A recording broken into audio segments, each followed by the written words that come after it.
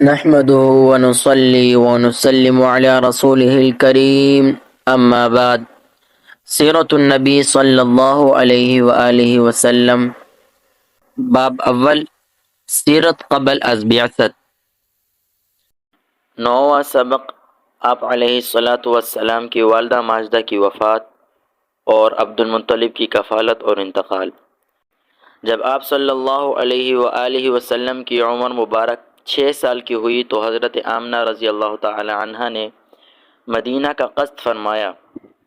1 مہینہ اپنے رشتہ داروں میں قیام کے بعد واپس ہوئیں اور راستہ میں ابوا کے مقام پر انتقال فرمایا۔ حضور صلی اللہ علیہ وآلہ وسلم اور ام ایمن ساتھ میں تھے۔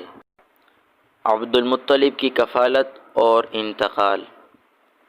ام ایمن آپ کو لے کر مکہ حاضر ہوئیں اور آپ کے دادا عبد المطلب کے سپرد کیا۔ عبد المطلب آپ علیہ الصلاۃ والسلام کا بہت خیال رکھتے تھے۔ جب مسجد حرام میں داخل ہوتے تو خانہ کعبہ کے سائے میں فرش پر بیٹھتے۔ عبد المطلب آپ صلی اللہ علیہ وآلہ وسلم کو دیکھ کر مسرور ہوتے اور کہتے کہ میرے اس بیٹے کی شان نرالی ہوگی۔ 2 سال آپ دادا کی کفالت میں رہے۔ جب آپ کی عمر 8 سال 2 ماہ 10 دن کی ہوئی تو عبد المطلب کا انتقال ہو گیا۔ والد کا انتقال ولادت سے پہلے ہو چکا تھا۔ والدہ کے انتقال کے وقت عمر مبارک 6 سال کی تھی۔ 8 سال کے ہوئے تو دادا بھی فوت ہو گئے۔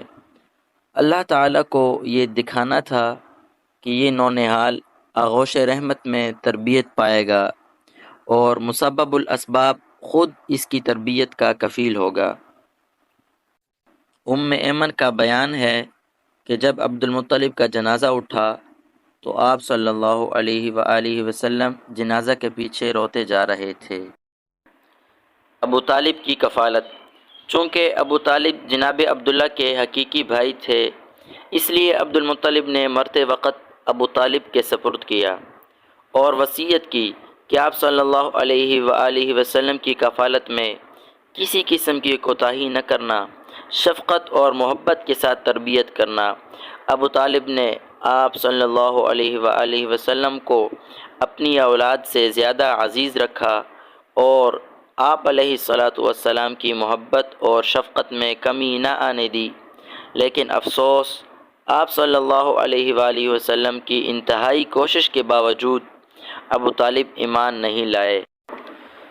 اگر یہ ویڈیو پسند آئی ہے تو مزید اسی طرح سیرت النبی صلی اللہ علیہ وآلہ وسلم کے مختصر اسباق کے لیے چینل کو سبسکرائب کریں، بیل آئیکن کو دبائیں تاکہ ہر نئے آنے والی ویڈیو سے آپ باخبر رہیں اور تاکہ ہمیں اپنے پیارے محبوب صلی اللہ علیہ وآلہ وسلم کی سیرت کا علم ہو۔